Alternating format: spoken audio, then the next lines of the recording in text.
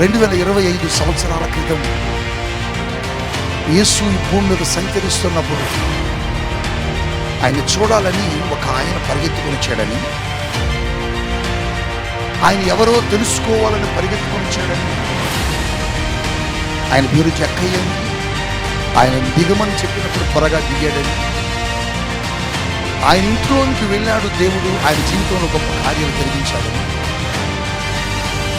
ఆయన ఎవరో ఎటువంటి దేవుడో రాత్రి పరిశుద్ధాత్మ దేవుడు మాట్లాడాడు.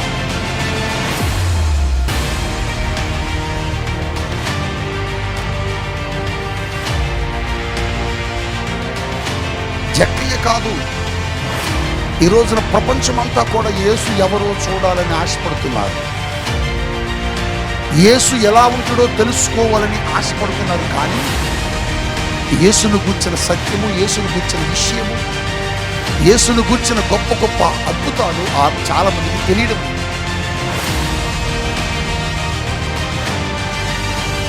కొంతమంది ప్రవక్త అంటారు, కొంతమంది దేవుడు అంటారు, కొంతమంది మనుష్యుడు అంటారు, కొంతమంది ఏమో అసలు ఆయన దేవుడే కాదంటారు. ఆయన ఎవరు అని రాత్రి కాలంలో యెషయా గ్రంథంలో నుంచి ఒక అద్భుతమైన మాటను పరిశుద్ధాత్మ దేవుడు చెప్పాడు.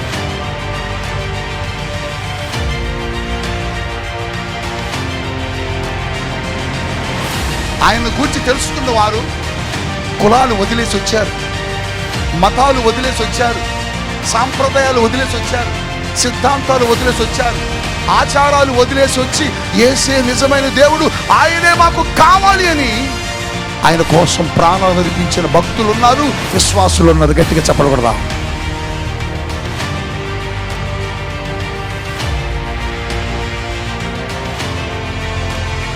ఈ రోజుల్లో ఎక్కడ చూసినా సంతోషం లేదు. ఏ ఇంట్లో చూసిన విషాదం, ఏ ఇంట్లో చూసిన నెమ్మది లేదు, ఏ ఇంట్లో చూసిన భయంకరమైన పరిస్థితులే. బిడ్డల గురించి కావచ్చు, త్రాగుబోతు భర్తల గురించి కావచ్చు, వచ్చినటువంటి భయంకరమైన రోగాలను బట్టి కావచ్చు, రకరకాలైనటువంటి సమస్యలు మన జీవితాల్లో మనకున్న సంతోషాన్ని, సమాధానాన్ని పాడు చేస్తున్నాయి.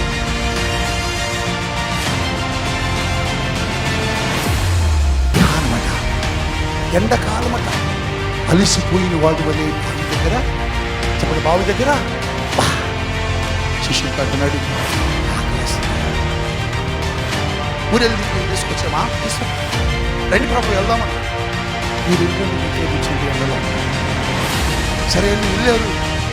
వాళ్ళు వెళ్ళి వచ్చే లోపల ఆయన ఆకలి తెచ్చేసుకున్నాడు.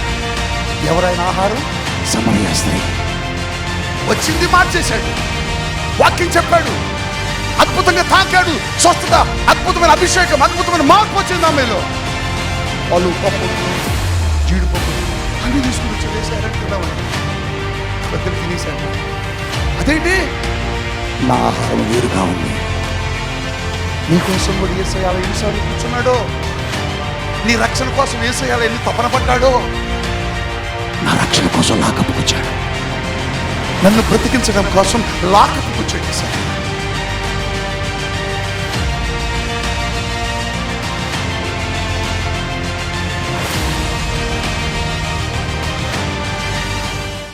ఈ రాత్రి దేవుడు కొద్ది నిమిషాలు మీతో మాట్లాడతాడు. ఆయన అద్భుతకరుడు, ఆయన ఆలోచనకర్త.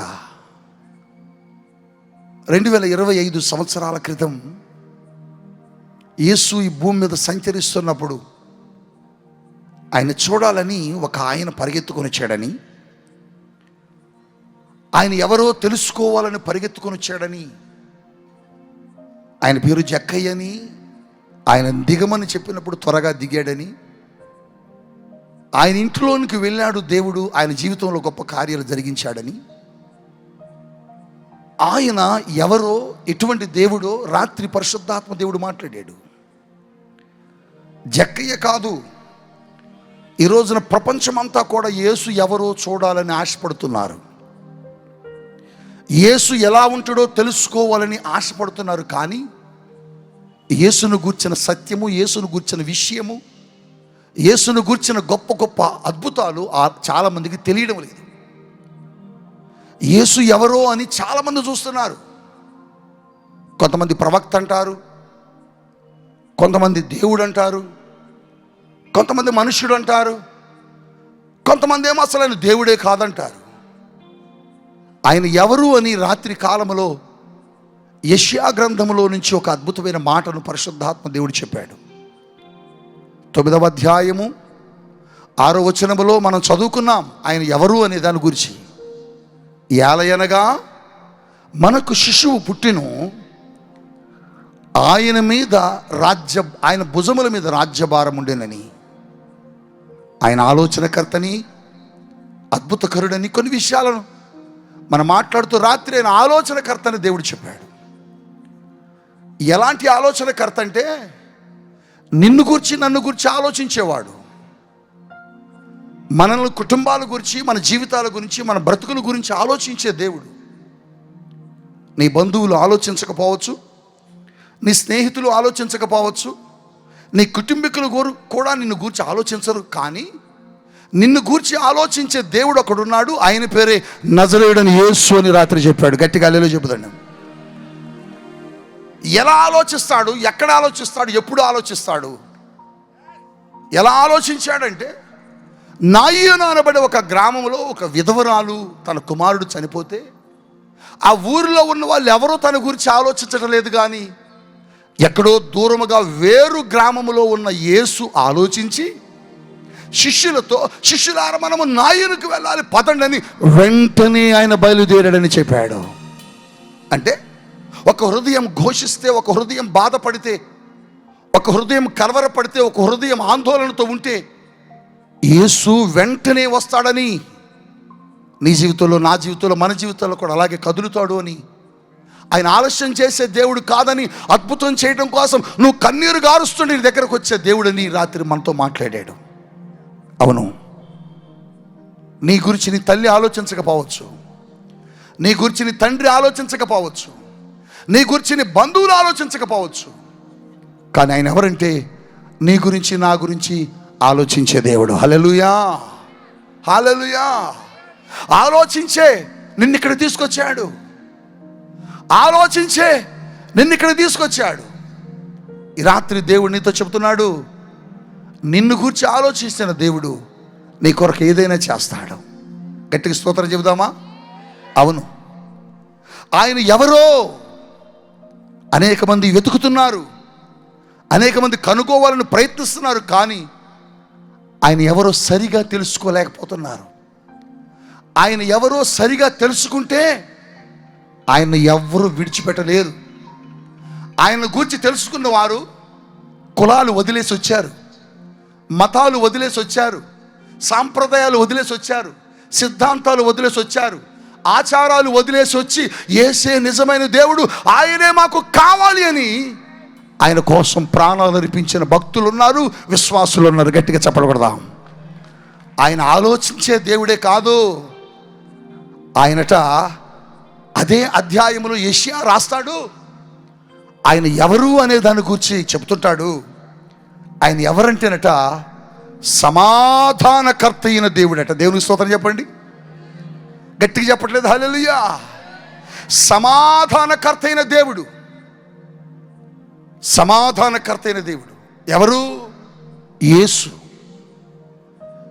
ఎవరో యేసు ఎవరో చూడాలని బయలుదేరిన జక్కయ్యకు దేవుడు చెబుతున్నాడు. జక్కయ్య తెలుసుకున్నాడు ఆయన సమాధానకర్త అయిన దేవుడని. సమాధానకర్త అంటే అర్థం ఏంటంటే సమాధానం ఇచ్చేవాడు. సమాధానం అంటే అర్థం ఏంటంటే సంతోషం, నెమ్మది. ఈ రోజుల్లో ఎక్కడ చూసినా సంతోషం లేదు. ఏ ఇంట్లో చూసిన విషాదం, ఏ ఇంట్లో చూసిన నెమ్మది లేదు, ఏ ఇంట్లో చూసిన భయంకరమైన పరిస్థితులే.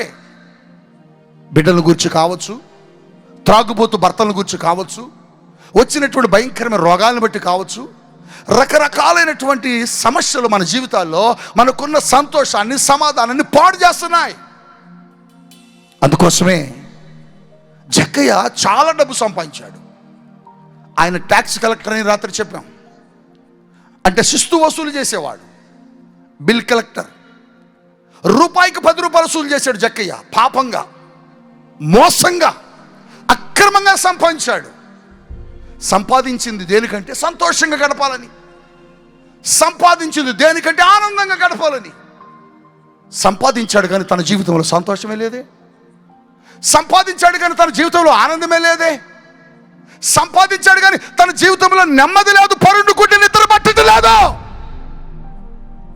అటు ఇటు దొర్లుతున్నాడు, అటు ఇటు చూస్తున్నాడు, కళ్ళు తేలేసి ఇదిగో సీలింగ్ వైపు చూస్తున్నాడు, ఇంటి వైపు చూస్తున్నాడు, కిటికీల వైపు చూస్తున్నాడు, రాత్రంతా మేలుకొని ఉంటున్నాడు. వీళ్ళని అడిగాడు, బాబు మీరు చాలా సంతోషంగా ఉన్నారా, ఏమైందిరా మీకు, నాకేంటి నిద్ర పట్టట్లేదంటే వాళ్ళు చెప్పారు, బాబు డబ్బులుంటే సంతోషం ఉండదు, ఆస్తులుంటే సంతోషం ఉండదు.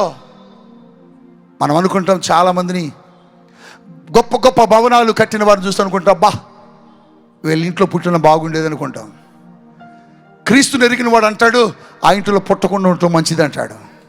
ఎందుకో తెలుసా? ఆ ఇంట్లో సంతోషం ఉండదు, ఆ ఇంట్లో ఆనందం ఉండదు. జక్కయ్య సంపాదించాడు కానీ ఆ ఇంట్లో సంతోషమే లేదు. అందుకోసం వెతకటం ప్రారంభించాడు, సంతోషాన్ని ఎవరిస్తారా, ఆనందాన్ని ఎవరిస్తారా అని వెతుకుతుంటే ఎవరో చెప్పారు, నీ బోటోడు వారి పిచ్చివాడా, సంతోషము ఆనందము డబ్బులో లేదు, డబ్బు సంపాదించావు, ఎందుకు యేసులో ఉంది, ఆ యేసును కలుసుకోపో అన్నారు. ఎరుక వీధుల్లో పరిగెడుతున్నాడు పిచ్చివాళ్ళలాగా. ఒక డబ్బున్న వ్యక్తి, ఒక అధికారి, ఒక ఉద్యోగస్తుడు యేసును చూడాలని పరిగెడుతున్నాడు. అంచె దినాల్లో ఈ ప్రవచనం నెరవేరబోతా ఉన్నది.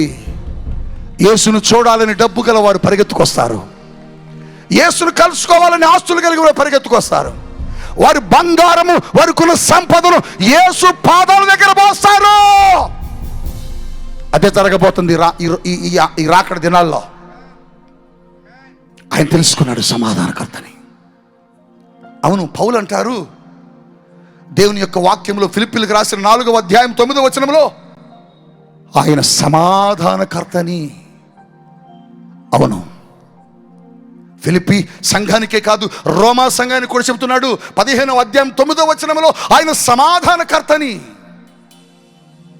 రోమా సంఘానికే కాదు తెస్సలోనికి రాసిన మొదటి పత్రికలో ఆయన మాట్లాడుతున్నాడు. 5వ అధ్యాయం 23వ వచనంలో ఆయనే సమాధానకర్త, ఆయన మీకు తోడై ఉంటాడు అని. యోహాను సువార్త 14వ అధ్యాయం 27వ వచనంలో యోహాను కూడా మాట్లాడాడు. ఆయన సమాధానకర్తని, ఆయన శాంతినిచ్చేవాడని, ఆయన మాత్రమే తన శాంతిని అనుగ్రహించడానికి వచ్చాడని. అవును, ఆయన శాంతినిచ్చే దేవుడు. ఈ లోకంలో శాంతి దూతలు ఉన్నారు చాలామంది. ప్రపంచ సువార్థికుడిగా పేరుగాంచిన ఒక దైవజనుడు, ఆ దైవజనుడికి ఒక పేరుండే, ఆ పేరేంటంటే శాంతి దూత అని. శాంతి దూత.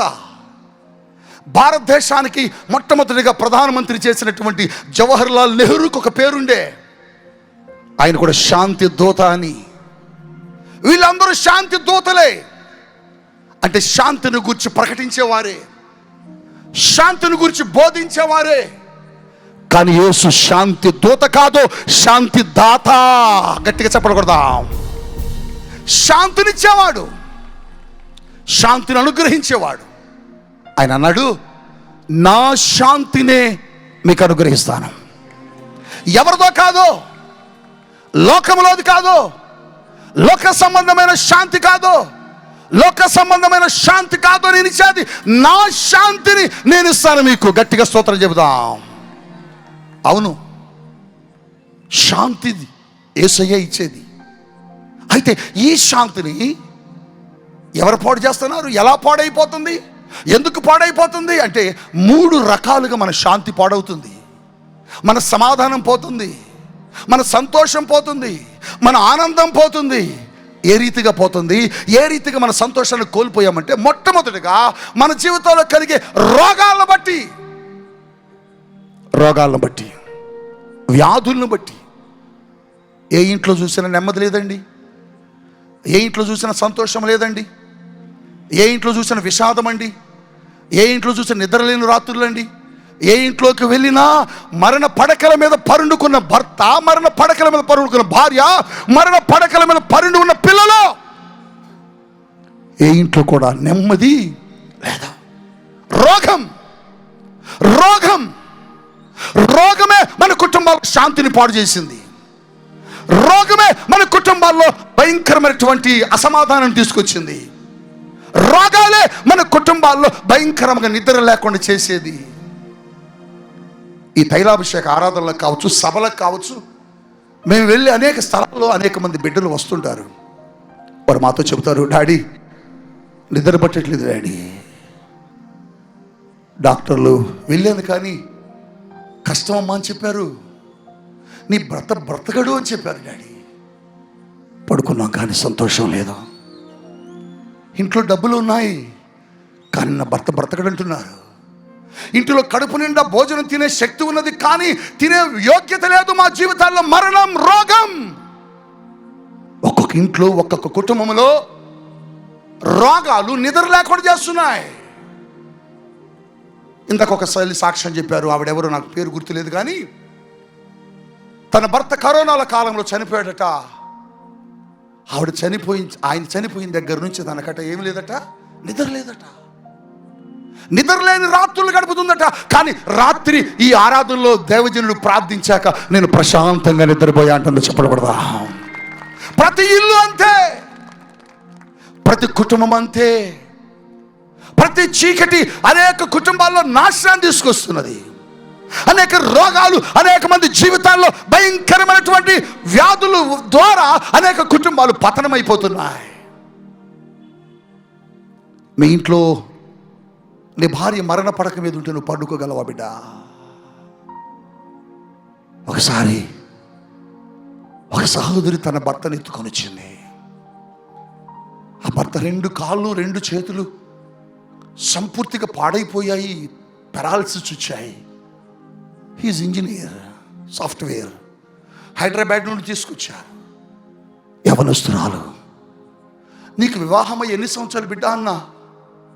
8 నెలలు అని చెబుతుంది. 8 నెలల్లో భర్తకు పక్షవాతం వచ్చింది. ఆ పాపకి పట్టుమని 25 సంవత్సరాలు లేవు. ఏడుస్తుంది, గుండెలు బాదుకుంటుంది, గుండెలు బాదుకొని జుట్టు చెరుపుకొని ఏడుస్తుంది, నా భర్త ఏమైపోతాడో అని. వెనక తల్లి ఆ కొడుకును మోసుకొని వస్తుంది. తన భార్య ఎత్తుకున్నది, ఇద్దరు కలిసి ఎత్తుకుని వచ్చారు ఖమ్మం ఆరాధనకి. నేను చూసిన గుండె తరక్కపోయింది. తన భార్య చెప్పిన మాట ఏంటి తెలుసా? 8వ నెలలో నా భర్త ఇలా అయిపోయాడన్నా. సంతోషం లేదు, ఆనందం లేదు. మా అమ్మ మా నాన్న అన్నారు, నువ్వు వదిలేసి వచ్చేసి నీకు వేరే పెళ్లి చేస్తామంటున్నారన్నా. నా భర్త నన్ను ఉన్న 8 నెలలు 80 సంవత్సరాల ప్రేమ చూపాడన్నా. నేను వదలలేకపోతున్నానన్నా. నా జీవితం ఏమైపోతుందని భయం వేస్తుంది, నాకు అర్థం కావట్లేదన్నా.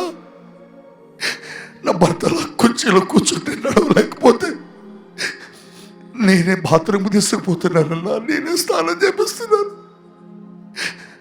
నా భర్త బ్రతుకుతాడా? నా భర్త నడుస్తాడా? నా భర్త స్వస్థత పొందుతాడా? యూట్యూబ్లో నీ వీడియో చూసి రాత్రి బయలుదేరి వచ్చానన్నా నా భర్తను బతికించుకోవాలని, నడిపించాలని. నిద్ర లేదట. తల్లి ఏడుస్తుంది, కాళ్ళు పట్టుకుంటుంది, నా కొడుకుని నడిపించాయా అని. భార్య నన్ను పట్టుకుని కాళ్ళు పట్టుకుంటుంది, నా భర్తను నడిపించన్నా. ఎన్ని కుటుంబాలు ఇలా ఏడుస్తున్నాయి, ఎన్ని కుటుంబాలు ఇలా శోధన చెందుతున్నాయి. కారణం ఏంటో తెలుసా? మన కుటుంబాల్లో కలిగిన రోగాలు, మన కుటుంబాల్లో వచ్చిన భయంకరమైన రోగాలే. ఈ రాత్రి ఎక్కడి నుంచి వచ్చావు? ఇంత దూరం ఎందుకు వచ్చావు? ఎక్కడి నుంచో ప్రయాసపడి ఎందుకు వచ్చావు ఈ గ్రౌండ్కి? ఎక్కడి నుంచో ప్రయాసపడి ఎందుకు వచ్చావు ఈ స్థలానికంటే? ఏదో నీ కూడా ఒక వ్యాధి, ఏదో ఒక రోగం, ఏదో ఒక బాధ, ఏదో ఒక సమస్య, ఏదో ఒక వేదన. ఎన్ని కుటుంబాలు అనారోగ్యం, రోగాలు, నిద్ర లేదండి. ఒకరోజు ఒక సహోదరి తన దగ్గరున్న డబ్బంతా ఖర్చు పెట్టేసిందట. తన దగ్గరున్నటువంటి ధనమంతా ఖర్చు పెట్టేసిందట. తన దగ్గరున్న సొమ్మంతా హాస్పిటల్లో ఖర్చు పెట్టిందట. కారణం ఏంటంటే తనకు ఒక రోగం. ఏమిటా బలహీనత అంటే? రక్తస్రావం. ఏ బాబు, అమ్మాయి పలానా ఆ చోట ఏదో తాయిత్తు కడుతున్నారు, అక్కడికి పో తగ్గుద్దట. అక్కడికి వెళ్ళింది. ఏ అమ్మాయి పలానా చోట డాక్టర్ వచ్చాడు, అక్కడికి పోండి, అక్కడికి పోయింది. ఏయ్, పలానా చోట మెడిసిన్ దొరుకుతుంది, అక్కడికి పోండి, అక్కడికి పోయింది. ఏయ్, పలానా చోట పలానా పాస్టర్ వస్తున్నాడు, అక్కడికి పోండి, అక్కడికి పోయింది. ఎక్కడికి పోయిన తక్కలా, ఎక్కడికి పోయిన బాగోలే, ఏడుస్తుందండి. గుండె పగిలేలా కొట్టుకుని ఏడుస్తుంది. డబ్బులైపోయినాయి, తిరగిన చోటు లేదు, వెళ్ళని వైద్యుడు లేదు, కలవని మాంత్రికుడు లేదు. ఇందాక ఒక సహోదరి కర్నూలు నుంచి చెబుతుంది, నేను తిరగిన దర్గా లేదు కర్నూలులో, అన్ని చోట్లకు వెళ్ళాను కానీ నాకు ఎక్కడ కూడా స్వస్థత రాలేదంటుంది. ఈవిడ కూడా అలాగే. రక్తస్రావం ఉన్న వాళ్ళతో ఎవరు మాట్లాడతారు బిడ్డ? నాకు తెలిసిన ఒక అమ్మాయి ఉండేది మా చర్చిలో గతంలో. నేను ఒకసారి వాళ్ళ ఇంటికి వెళ్ళి ప్రార్థన చేద్దామని అందరూ వచ్చారు, ఆవిడ బయట రాటలే. ఆమె పేరు రిబకా. రిబకా ఏదన్నా? ఆమె రాలేదు డాడీ అంటున్నారు. ఆమెకు బాగోదు డాడీ అంటున్నారు.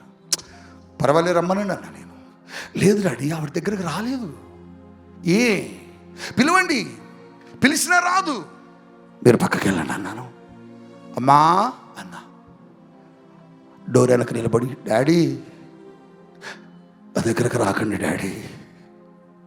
బిడ్డా, దుర్వాసన వస్తుంది డాడీ, నువ్వు తట్టుకోలేవు. నన్ను మా అమ్మ వాసన వస్తుందని ఈ గదిలో ఉంచింది. నా భర్త నీ దగ్గర వాసన వస్తుంది, నువ్వు ఇంట్లో ఉండొద్దు, నాకు గదిలో ఉంచాడు. నా పిల్లలు స్కూల్ నుంచి రాగానే చూడాలనిపించింది డాడీ, కానీ వాళ్ళు కిటికీ దాకా వచ్చి మమ్మీ అని వెళ్ళిపోతారు కానీ నన్ను ముట్టుకోరు డాడీ. వాసన వస్తుంది డాడీ, రావద్దు. అరే బిడ్డాలి ఇలా పర్వాలే, ఏం కాదన్నా. వద్దు డాడీ, ప్లీజ్ డాడీ, నన్ను ముట్టొద్దు. నాకు అనిపించింది, ఇంత కఠినంగా ఉంటుందా ఈ బాధ? ఆవిడేమందో తెలుసా, ఏ వ్యాధినైనా తట్టుకోగలదు కానీ స్త్రీ రక్తం మొత్తం పోతుంటే ఎలా బ్రతుకుతాం డాడీ? బక్క చిక్కిపోయింది. బిడా పర్వాలే రేహాన్ని కౌగలించుకున్నా. దుర్వాసన వస్తుంది, తట్టుకోలేనంత భయంకరమైన వాసన వస్తుంది. నేను పట్టుకొని దగ్గరికి తీసుకొని తన కోసం ప్రార్థన చేస్తుంటే ఆవిడ కేకేస్తున్నది ఏమన్నా తెలుసా? యేసయ్యా! ఒక్కసారి నాకు భయం వేశా. ఏం బిడ్డ అంటే, నా రక్తం కట్టడం కారణం ఆగిపోయింది. కేకలేస్తూ వీధిలోకి వెళ్ళింది, కేకలేస్తూ కుళాయి దగ్గరికి వెళ్ళింది, కేకలేస్తూ కొట్టు దగ్గరికి వెళ్ళింది, కేకలేస్తూ మార్కెట్ దగ్గరికి వెళ్ళి నా రక్తం ఆగిపోయింది, నా రక్తం కారణం ఆగిపోయింది, నా రక్తస్రావం ఆగిపోయిందని ఏడుస్తున్నది, కేకలేస్తుంది, ప్రభువును స్తుతిస్తుంది. రోడ్డు మీద పడి ఏడుస్తుంది, కేకలేస్తుంది, కనబడిన ప్రతి ఒక్కరికి చెబుతుంది. నాకు అనిపించింది, ఎంత సంతోషిస్తుందంటే ఎంత బాధ అనుభవించిందో, ఇంత దుఃఖంతో ఉందంటే ఎంత బాధ అనుభవించిందో. ఆ బాధతో నువ్వు కూడా వచ్చావేమో, అదే బాధతో ఇక్కడ నువ్వు ఉన్నావేమో, అదే దుఃఖముతో ఇక్కడ నువ్వు ఉన్నావేమో, అదే కలతతో కలవరంతో కూడా ఉన్నావేమో. ఆవిడ కూడా అలాగనే బాధపడింది. ఎవరో చెప్పారు, యేసు దగ్గరికి వెళ్ళమ్మా, నేను స్వస్థపరిచాడు, నువ్వు బాగుపడతా పో. చెప్పగానే వాళ్ళ మాట ఏం చేసిందో తెలుసా? విన్నది. గట్టిగా హల్లెలూయా చెప్పండి. విన్నది. విని యేసు ఆ ఊరు వస్తారని తెలుసుకున్నది. మార్కు సువార్త 5వ అధ్యాయంలో ఉంటుంది. ఎవరు చదవసరం మీకు తెలుసు. ముందు నుంచి వచ్చి పట్టుకోవడానికి ధైర్యం లేక వెనక నుంచి వచ్చి ఆయన వస్త్రపు చెంగుని ముట్టుకున్నది. గట్టిగా హల్లెలూయా చెబుదాం. హల్లెలూయా.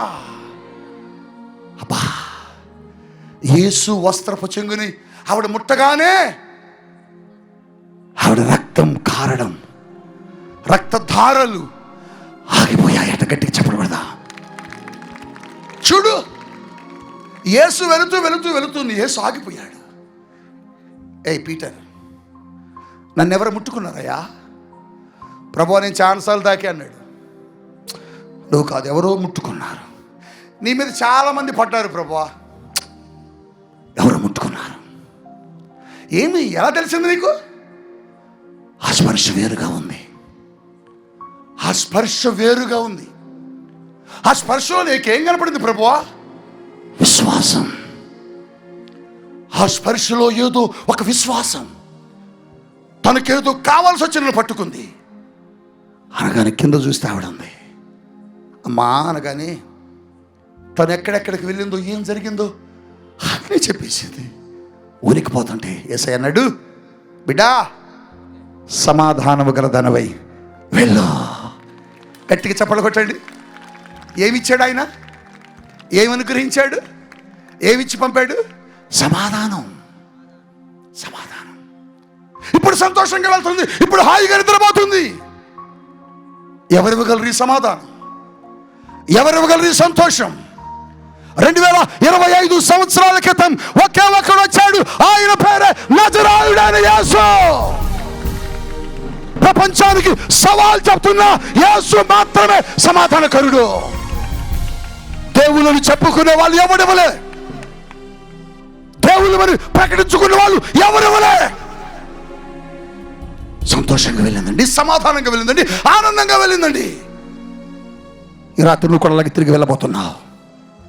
ఈ రాత్రి నువ్వు కూడా తిరిగి వెళ్ళబోతున్నావు. ఆ సహోదరుని ముట్టుకున్నాడు, స్వస్థపరిచాడు, సమాధానం ఇచ్చాడు, సంతోషంగా వెళ్ళింది. తన జీవితంలో రోగం లేదు, రోగం లేదు, ఇప్పుడు సంతోషంగా వెళ్ళింది. ఈ రాత్రి నువ్వు కూడా అలాగే వెళ్ళబోతున్నావు. సమాధానం ఇచ్చాడు, సంతోషాన్ని ఇచ్చాడు, ఆనందాన్ని ఇచ్చాడు, రోగాన్ని తీసివేశాడు. రోగాన్ని తీసివేశాడు. ఏ రోగంతో ఇక్కడికి వచ్చావు నువ్వు? ఏ బలహీనతతో ఇక్కడికి వచ్చావు?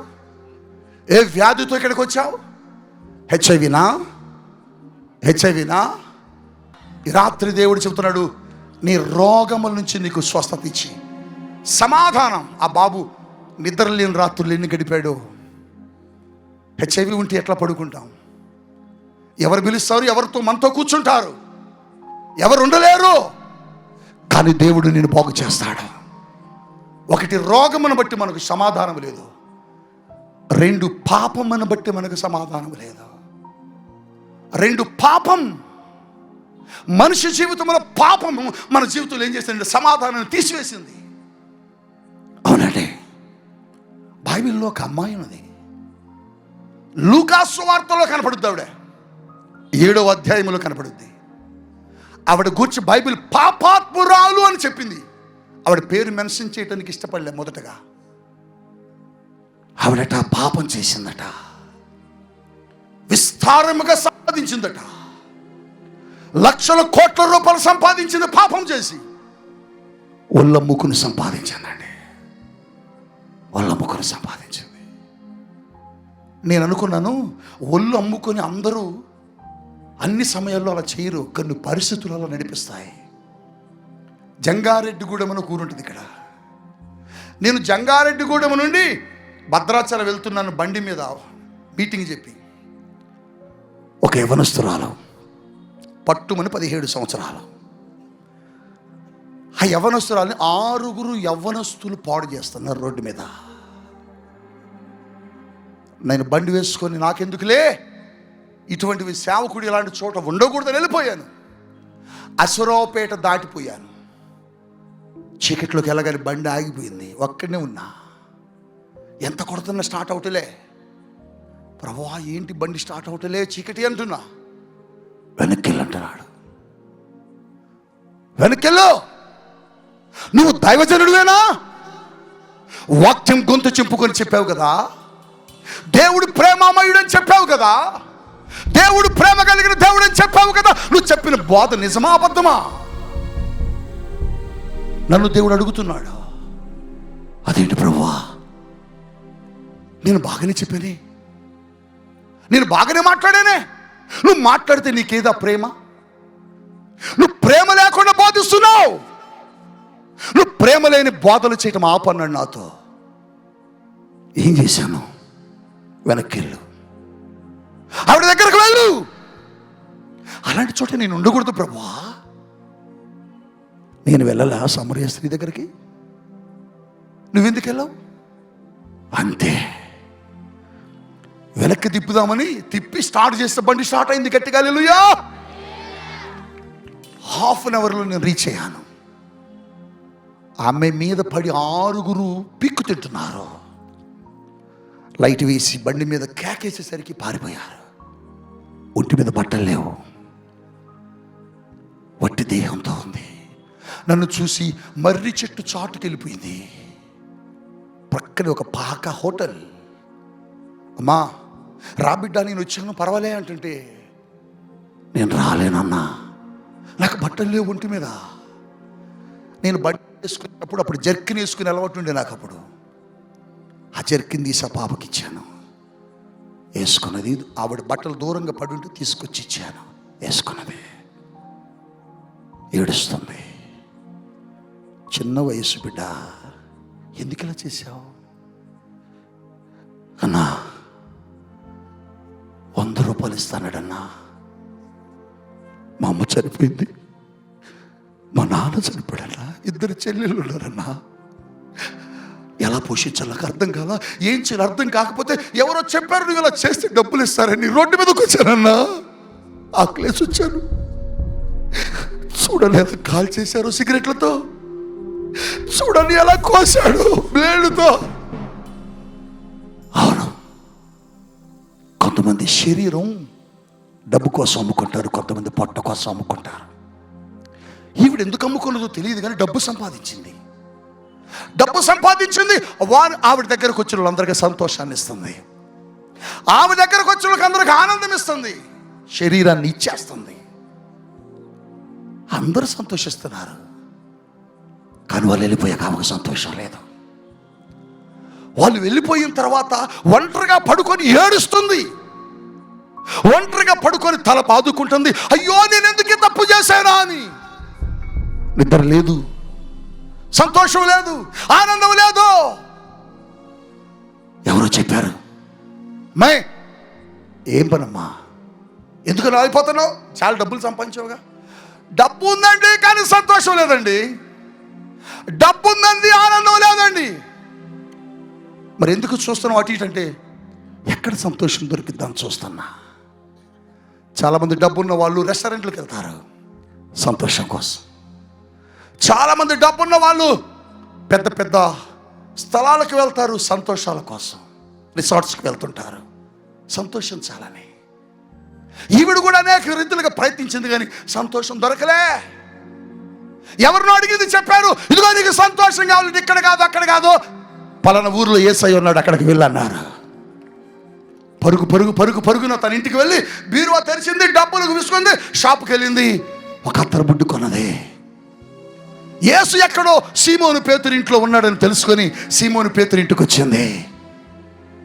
ఆయన పాదాల మీద పడ్డది. ఆయన పాదాల మీద పడ్డది. మీకు ఒక మాట, ఏమండి యేసు ఎవరు ఇందులో అని అడగల. యేసును గుర్తించింది, యేసును గమనించింది, యేసును తెలుసుకుంది ఈయన అని. ఎందుకంటే ఆయన పరిశుద్ధుడని అర్థమైంది ఆమెకి.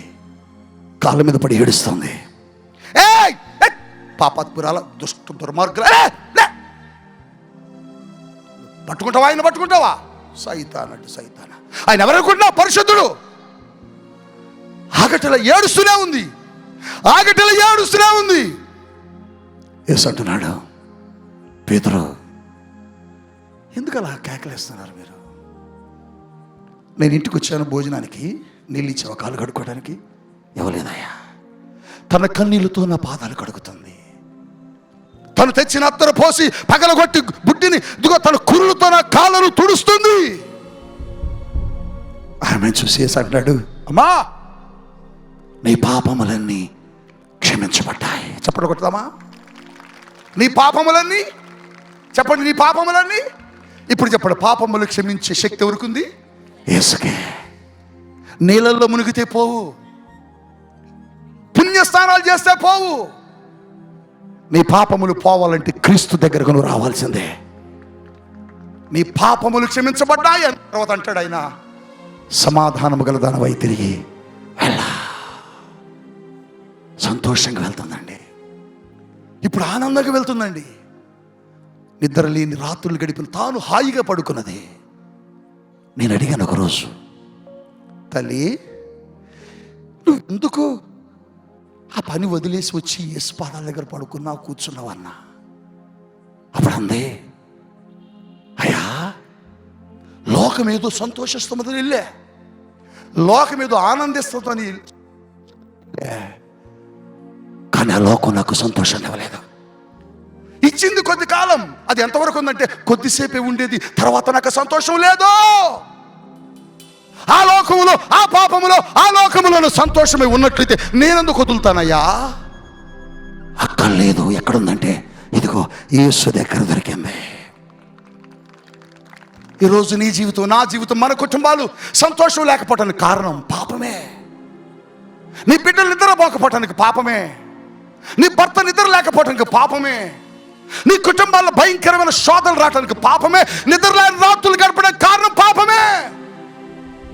అయితే నీ పాపములు పోగొట్టడానికి, నీ పాపములు క్షమించడానికి హిమాలయ పర్వతాలకు వెళ్తే కుదరదు బిడ్డ,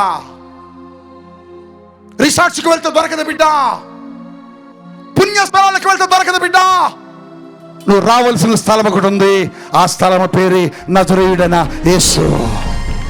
ఈ రాత్రి నీ పాపములు క్షమించి ఈ రాత్రి నీకు సమాధానం ఇవ్వగలిగిన దేవుడు. అందుకోసమే 2025 సంవత్సరాల క్రితం ఆ సమాధానకరుడు కోసం జక్కయ్య వెర్రివాడిలో రోడ్ల మీద తిరుగుతున్నాడు, వెర్రివాడిలో రోడ్ల మీద పరిగెడుతున్నాడు. జక్కయ్య అడిగారా, ఎక్కడిగా? జక్కయ్య గారు ఆగా, నాకు డబ్బులు వద్దు, ఆస్తొద్దు, అంతొస్తొద్దు, నాకు ఆ యేసు కావాలి.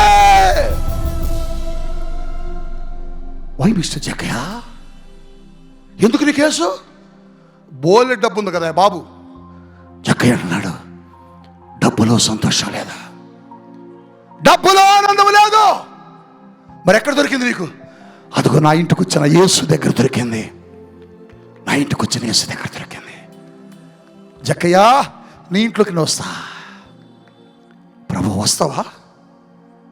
ముగింపులో ఒక మాట చెబుతున్నాడు పరిశుద్ధాత్ముడు, వస్తావా?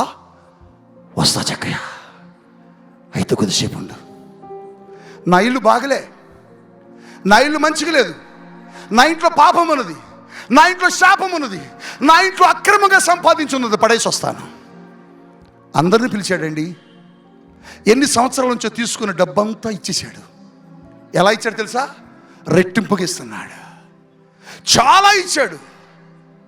ఊరు మొత్తానికి ఇచ్చేదాకా ఎంత టైం బట్టి ఉంటుంది? ఎంత టైం బట్టి ఉంటుంది? రేషన్ కొట్టుకు వెళ్తే నీకు ఒక్కదానికి పోవడానికి ఎంత టైం పట్టింది? ఉదయం పోతే మధ్యాహ్నం దాకా అక్కడే ఉంటావు.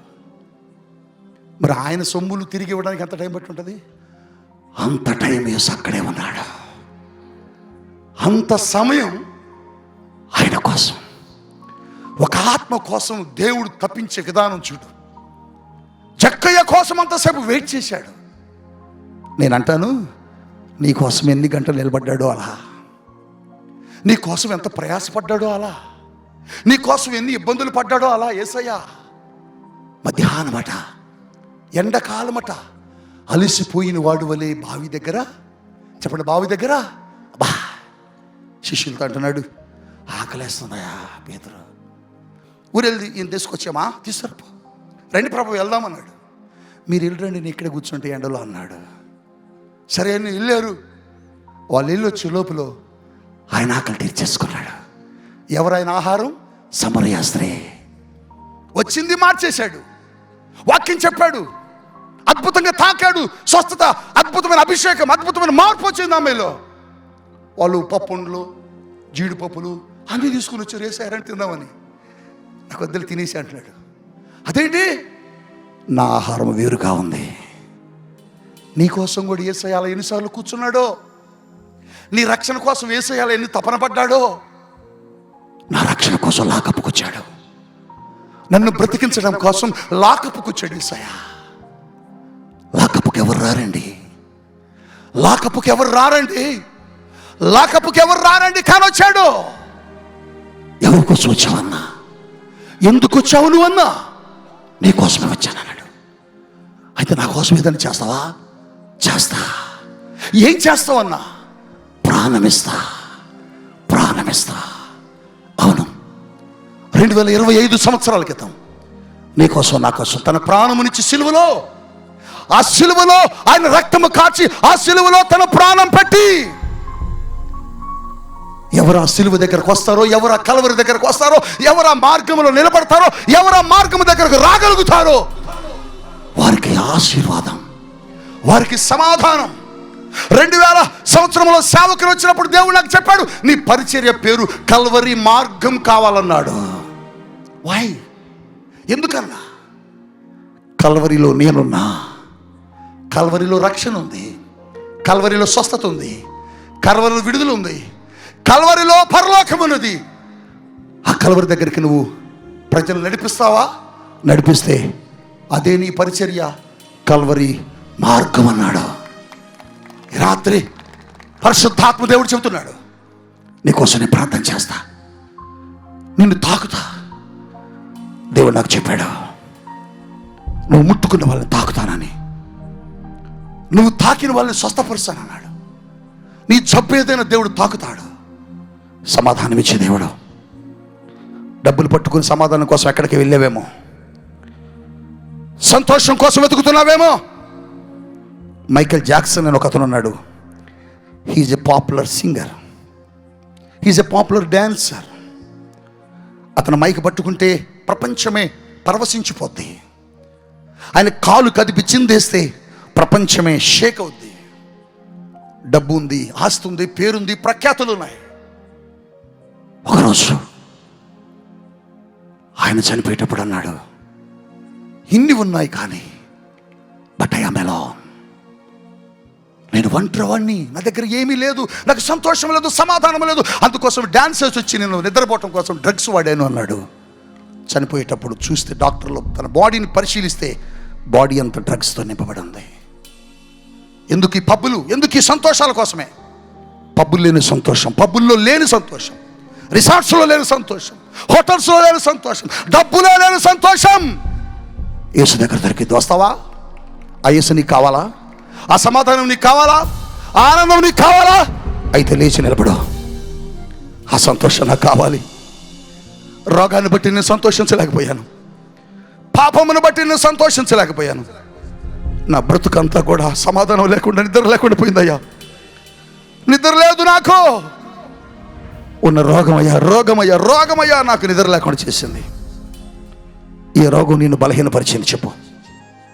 నీ నోరు తెరిచి రాత్రి చెప్తే నేను స్వస్థపరిచి పంపుతాడేసయ్యా, నిన్ను బాగు చేసి పంపుతాడేసయ్యా, నీకు స్వస్థతనిచ్చి పంపుతాడేసయ్యా. యేసయ్య బాగు చేయలేని రోగం లేదు, యేసయ్య స్వస్థపరచలేని రోగం లేదు, యేసయ్య బాగు చేయలేని రోగమే ఈ ప్రపంచంలో ఎక్కడ లేదు. ఆయన బాగు చేయగలడు. క్యాన్సర్తో వచ్చావా? హెచ్ఐవితో వచ్చావా? పక్షవాతముతో వచ్చావా? ప్రభు నిన్ను తాకుతున్నాడు. నువ్వెక్కడున్నావు అక్కడే లేచి నీ చేతుల పైకెత్తి నేను నీకోసం ప్రార్థన చేయబోతున్నాను.